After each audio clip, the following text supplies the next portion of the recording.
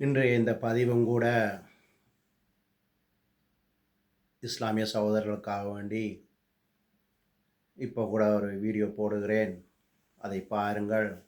அதன் பிறகு அதனுடைய கதையை சொல்லுகிறேன். இந்த இடத்தை தான் நாங்கள் பார்க்க போகின்றோம்.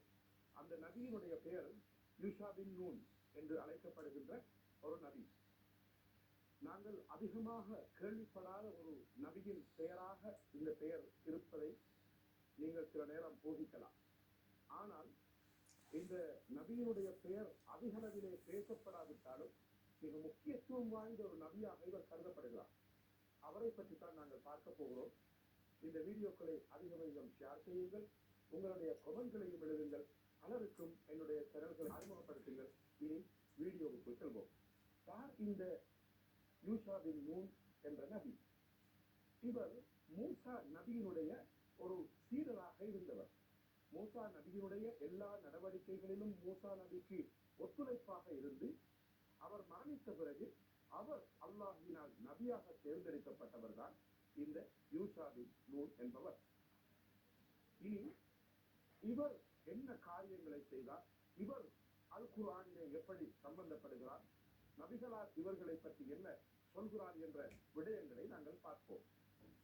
இந்த நபியை பொறுத்தமட்டிலே இந்த பூகோளத்தை ஒருங்கிணைத்துக் கொண்டிருக்கின்ற அல்லது இந்த பூகோள சுற்று வட்டாரத்தை சுற்றி கொண்டிருக்கின்ற சூரியன் இந்த நபிக்காக நின்றிருக்கிறது என்றால் நீங்கள் ஆச்சரியப்படுவீர்கள். ஆம், அதுதான் உண்மை. நபிகள் நாயகம் ஸல்லல்லாஹு அலைஹி வஸல்லம் அவர்கள் சொல்கிறார்கள், ஒரு சூரியன் அதன் சுழற்சி பாதையிலே எப்பொழுதும் மாறாமல் சுழன்று கொண்டிருக்கும். ஆனால் ஒரு மனிதருக்காக அந்த சூரியன் நின்றிருக்கிறது. அதுதான் யூஷா பின் நூன் என்ற நபிக்காக அந்த சூரியன் ஒரு நாள் நின்றிருக்கிறது என்றால் அந்த வரலாற்றை நாங்கள் பார்க்கிறோம்.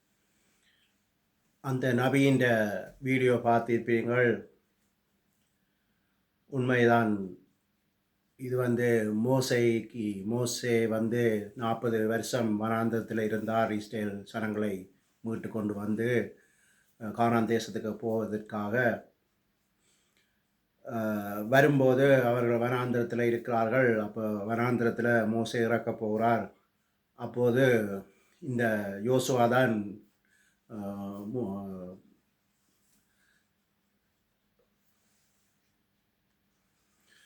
அவர் மோசேக்கு சீடராக இருந்துதான் மோசே சாகும்போது அவரை கர்த்தர் தெரிந்தெடுத்து அவரான் சனத்தை இஸ்ரேலுக்குள்ளே கொண்டு வரார். அவர் தலைமையிலான அவர்கள் வந்தார்கள். ஆனால் பைபிளில் எங்களுக்கு அந்த வசனம் இருக்கின்றது. இன்னும் சொல்லப்போனால் இது 3000 வருஷத்துக்கு முதல் நடந்த விஷயம். இந்த முழு கதையும் யூதருக்குத்தான் சொந்தமானது. அந்த யெகோவா தேவன் தான் மோசையை தெரிந்தெடுத்து இவர்களை வழி நடத்தி வந்தார். பாலைவனத்தில் சாப்பாடு இல்லாமல் இந்த நேரம் காடையை உணவாக கொடுத்தார். மேகசம்பம் பகலில் மேகசம்பம் வந்தது அவர்களுக்கு பாதுகாப்பாக. இப்படியாக அவர் சனங்களை மீட்டு கொண்டு வந்தார்.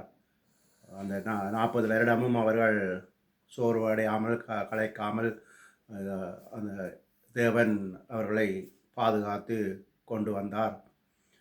இப்படியாக வந்த மோசேர வழியில் வந்தவர் இந்த யோசுவா. பைபிளில் யோசுவான்னு சொல்லுது. அதில் வசனத்தை உங்களுக்கு காண்பிக்கிறேன். அந்த வசனத்தை உங்களுக்கு வாசித்து காண்பிக்கிறேன். யோசுவா 10:13. அப்பொழுது ஜனங்கள் தங்கள் சத்துருக்களுக்கு நீதியை சரிக்கட்டு மட்டும் சூரியன் தரித்தது, சந்திரனும் நின்றது. இது யாபேசின் புத்தகத்தில் எழுதியிருக்கவில்லையா? அப்படியே சூரியன் அஸ்தமிக்க தீவிரிக்காமல் ஏறக்குறைய ஒரு நாள் முழுதும் நடுவானில் நின்றது. இதுதான் அதனுடைய கதை. நீங்கள் படிக்கலாம். யோசுவா 10:13 இருக்கிறது. எனக்கு இன்னும் விளங்கவில்லை. பைபிள் வசனமும் இஸ்லாமிய வசனமும் சரியாக இருக்கிறது.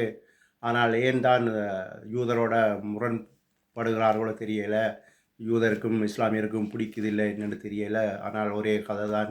அஹ், மோசே மோசே என்று நாங்கள் சொல்லுகிறோம், நீங்கள் மூசா நபி என்று சொல்லுகிறீர்கள். எல்லாம் ஒரே வரலாறு தான். ஏன் தான் இந்த பிரிவினை என்று எனக்கு தெரியலை. அதுவும் 1400 வருடம்தான் குரான் வந்து, இந்த பைபிள் வந்து அதுக்கு முதலே இருக்கிறது. 3000 வருஷ 5000 வருஷ பழமையான கதைகள் எங்களுக்கும் தெரியும் அந்த கதைகள் எல்லாம். எனவே சிந்தியுங்கள். 6 அறிவு அல்லாஹ் தந்திருக்கிறார். பைபிளையும் படியுங்கள். இதில் பிழை இருக்குன்னு சொல்லி ஆராய்ந்து எது சத்தியமான வசனம் என்பதை நீங்கள் தெரிந்து கொண்டு விடுதலையாகி வாழ வேண்டும் என்று சொல்லி இயேசு கிறிஸ்துவிடம் பிரார்த்தனை பண்ணிக்கொண்டு இன்றைய நிகழ்ச்சியை முடித்துக் கொள்கிறேன். நன்றி.